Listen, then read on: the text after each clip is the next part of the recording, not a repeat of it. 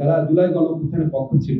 তা আপনারা যদি এরকম একটা ভূমিকা নেন তাহলে সরকার কি করবে? আমরা ঠিক মানে বুঝতে পারছি না যে এতদিন আলোচনার পর যদি আপনাদের ঐক্যমত না আসে, তো এখন আমরা আসলে কিভাবে কি করবো এটা নিয়ে সত্যি আমাদেরকে একটু চিন্তা করতে হচ্ছে। আর গণভোট কবে হবে ওটা নিয়ে তো বিরোধ তীব্রতম পর্যায়ে পৌঁছে গেছে বোধহয়। সিদ্ধান্ত নেবেন প্রধান উপদেষ্টা।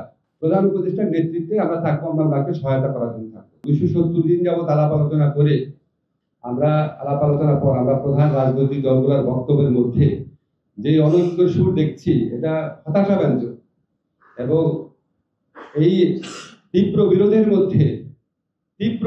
মধ্যে কিভাবে সমঝোতার দলিল পাশ হয় এটা খুব দুরূহ একটা চ্যালেঞ্জ আমাদের সামনে এনে দিয়েছে। ওনাদের তো আসলে ঐক্যমত হয় নাই কিছু ভাইটাল প্রশ্নে। এর আগে আমরা জেনেছিলাম যে কন্টেন্ট নিয়ে বিরোধ ছিল, যে সংস্কার যে বিষয়বস্তু সেটা নিয়ে বিরোধ ছিল, এটা আমি জানতাম। এখন আবার দেখলাম আরো দুই ধরনের বিরোধ বেরিয়ে হয়েছে। একটা হচ্ছে এটা আপনার কি পদ্ধতিতে পাশ করা হবে, আরেকটা হচ্ছে এই জন্য গণভোট কবে হবে, এবং এত দৃঢ় এবং পরস্পর বিরোধী এবং কি বলবো উত্তেজিত ভূমিকা নিয়েছে রাজনৈতিক দলগুলো যারা জুলাই গণঅভ্যুত্থানের পক্ষ ছিল। তা আপনারা যদি এরকম একটা ভূমিকা নেন তাহলে সরকার কি করবে? আমরা ঠিক মানে বুঝতে পারছি না যে এতদিন আলোচনার পর যদি আপনাদের ঐক্যমত না আসে, তো এখন আমরা আসলে কিভাবে কি করবো এটা নিয়ে সত্যি আমাদেরকে একটু চিন্তা করতে হচ্ছে। আজকে আমাদের এমনি জেনারেলি একটা আলোচনা হয়েছে জনকের বিষয়গুলো। একটা হচ্ছে আপনারা জানেন ঐক্যমত্য কমিশন দুইটা বিকল্প দিয়েছে।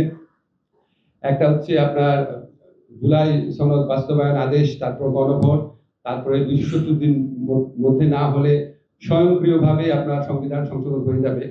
তো এটা একটু মানে এরকম কোনো নজির আছে কিনা বা এটা আদৌ সম্ভব কিনা এটা আমরা দেখব। আরেকটা হচ্ছে এই দায়িত্ব নির্বাচিত সংসদের হাতে ছেড়ে দেওয়া।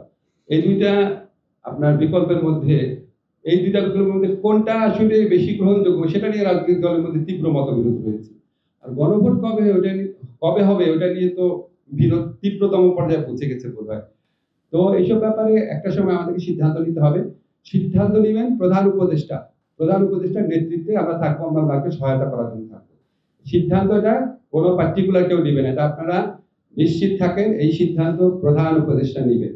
আমাদের সাথে কনসাল্ট করার প্রয়োজন হলে উনি কনসাল্ট করবেন, এবং আমরা যে সিদ্ধান্ত নিব সেখানে আমরা দৃঢ় থাকবো। আমাদের দুইটা অপশন নিয়েই প্রাথমিক কথাবার্তা হয়েছে, কোনো সিদ্ধান্ত হয়নি। দেখেন তো কমিশনের সুপারিশ, আমরা তো কমিশনের সুপারিশ নিয়েছি।